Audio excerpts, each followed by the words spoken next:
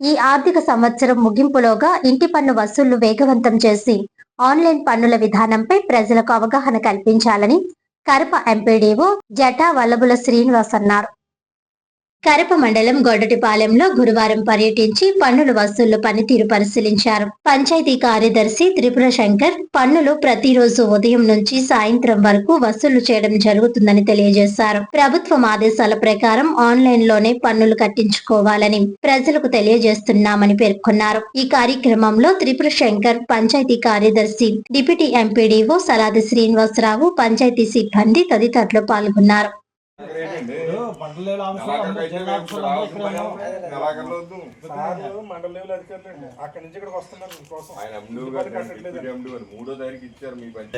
ప్రతిరోజు కూడా పన్నుల వసూళ్ల మీద బాగా దృష్టి సారించారు. అందులో భాగంగానే జిల్లాధికారుల నుంచి మండలాధికారుల వరకు అందరినీ కూడా ఇంటింటికి వెళ్ళి వాళ్ళ పరిధిలో, మండల పరిధిలో ఇంటింటికి తిరిగి 100% అంటే 100% పన్నుల వసూలు అనే కార్యక్రమం ఒక డ్రైవ్గా ఏర్పాటు చేయడం జరిగింది.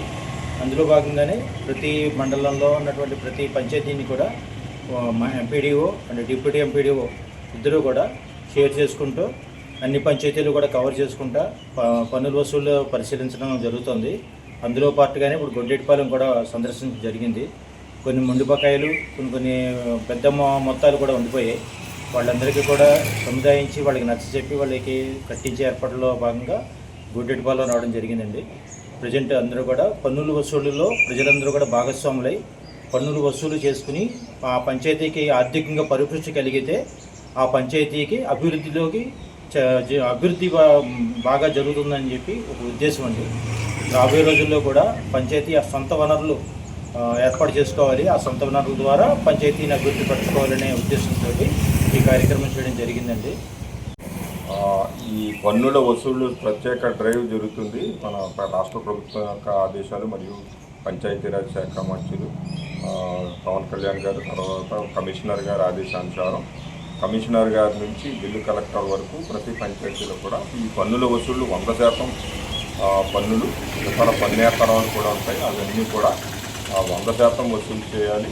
తద్వారా గ్రామ పంచాయతీలు ఆర్థికంగా బలోపేతమైతే ఆ పంచాయతీ పరిధిలో అభివృద్ధి కార్యక్రమాలు, సొంత ఆదాయ వనరులతోటే పంచాయతీలు స్థిరపడి అభివృద్ధి కార్యక్రమాలు చేసుకోవడానికి వీలు కలుగుతుందనే ఉద్దేశంతో ఎటువంటి బకాయిలు లేని పంచాయతీలు స్థాపించాలనే ఉద్దేశంతో ఈ డ్రైవ్ చేపట్టడం జరిగింది.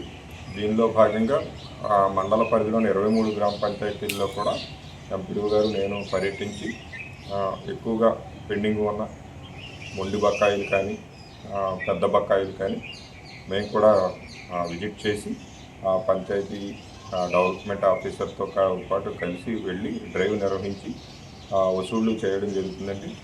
ప్రజలందరూ కూడా సహకరించి ఇళ్ల యజమానులు కానివ్వండి, అదేవిధంగా ఇతర పన్నేతరాలు చెల్లించవలసిన వారు కూడా కానివ్వండి, దయచేసి అర్థం చేసుకుని ఈ డ్రైవ్లో మాకు సహకరించవలసిందిగా కోరుతున్నాం.